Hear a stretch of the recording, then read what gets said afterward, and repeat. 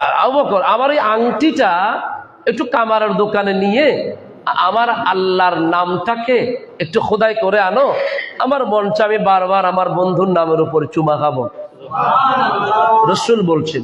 সিদ্দিক আকবর কামারের দোকানে গেলেন, কামার ভাই এই আংটিটাতে আল্লাহ এবং আল্লাহর নবীর নাম মুহাম্মদ সাল্লাল্লাহু আলাইহি সাল্লাম, এটাকে একটু লিখে দাও, খোদাই করে দাও।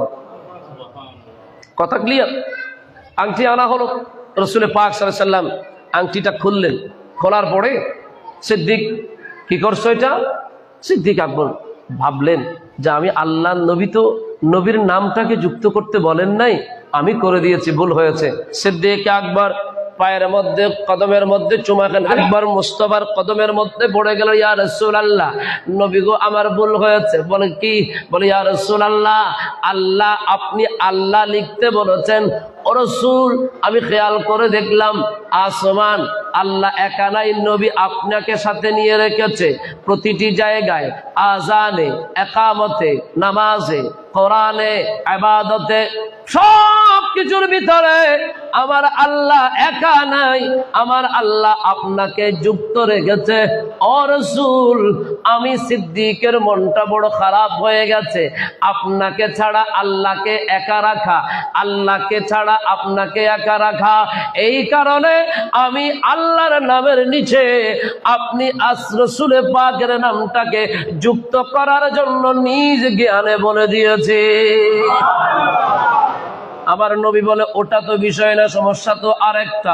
সিদ্দিক আকবর বলে ইয়া রাসূলুল্লাহ, ইয়া হাবিবাল্লাহ, এই দুটো সমস্যা ছাড়া তো আর কোনো সমস্যা হওয়ার কথা না। সিদ্দিক আকবর আংটি মুবারকটা নিলেন, নেওয়ার সাথে সাথে আংটির দিকে যখন তাকালেন, আমার আল্লাহ বলে জিবরিল তাড়াতাড়ি বন্ধুর দরবারে চলে যা। আমার আবু বকর এখনই চোখের পানি ফেলে দিবে, কি হলো কি হলো। জিবরিল আসলেন, আসার পরে সিদ্দিক আকবরকে থামালেন, সিদ্দিক থামো, আমি নবীর সাথে একটু কথা বলি। ইয়া রাসূলুল্লাহ, ইয়া হাবিবাল্লাহ, আল্লাহ আপনাকে বড় ভালোবাসে, সিদ্দিক আপনাকে বড় ভালোবাসে। রাসূল গো, আপনি আল্লাহর নাম লিখতে বলেছেন, সিদ্দিকের মন মানে না আল্লাহকে ছাড়া আপনাকে রাখা, আপনাকে ছাড়া আল্লাহকে রাখা।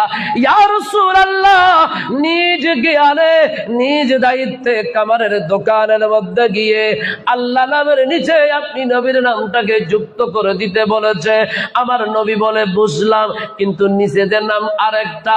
আমার জিবরিল বলে ইয়া রাসূলুল্লাহ, আমার আল্লাহ আমাকে তখন ফরমান দিয়েছেন, জিবরিল, আল্লাহ এবং মুহাম্মদ এই দুইটার নাম লিখেছে জগতের খামার। এ জিবরিল, আমার সিদ্দিক আমার নবীকে আমার থেকে আলাদা করতে চান না? এত জোরে বলবেন না সুবহানাল্লাহ। এজন্য আলা হযরত বড় সুন্দর বলেছেন, তুম জাতে খোদা है ना जुदा है ना खुदा हो, तुम जाते खुदा है ना जुदा है ना खुदा हो, अल्लाह को मालूम जानिए क्या हो। सुबहानाल्लाह বলেন। ও জিবরিল, বুঝলাম না। আমার জিবরিল বলে ইয়া রাসূলুল্লাহ, আল্লাহ এবং আপনার নাম এই দুইটার নাম লিখেছেন কামারে, আর আমার আল্লাহ ডাক দিয়েছেন, জিবরিল রে, আমার বন্ধু হাবিবুল্লাহকে আমার থেকে জুদা করতে চায় না সিদ্দিক। আর সিদ্দিকের খেদমত ইসলামে কত আছে তুমি জিবরিল তো সবকিছু জানো, আল্লাহ জানে। ও জিবরিল, আমার মন চায় আমার বন্ধুর সাথে আমার আবু বকরকে জুড়িয়ে দিতে, আবু বকরকে আমার বন্ধুর বাইরে রাখতে, আমি আল্লাহর মন চায় না। আমি জিবরিল ওই আপনার নামের নিচে সিদ্দিকের নামটা আমি নিজে যুক্ত করে দিয়েছি।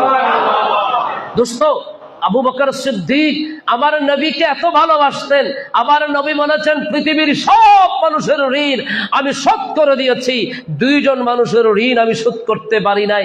এক আমার বিবি খাদিজাতুল কুবরা, আর একটা আমার বন্ধু আবু বকর সিদ্দিক। জোরে বলো সুবহানাল্লাহ। সাহাবীরা জিজ্ঞেস করলেন, ইয়া রাসূলুল্লাহ কেন? বলে তাদের ঋণ এত বেশি, এই ঋণের সাদাকায় কিয়ামতের ময়দানে আমার গুনাহগার উম্মতকে আমি আল্লাহর কাছে দরখাস্ত করে করে জান্নাতে নিয়ে যাব।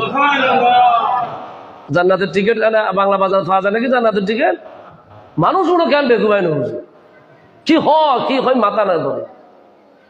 মানুষ কিভাবে এত জ্ঞানী মানুষ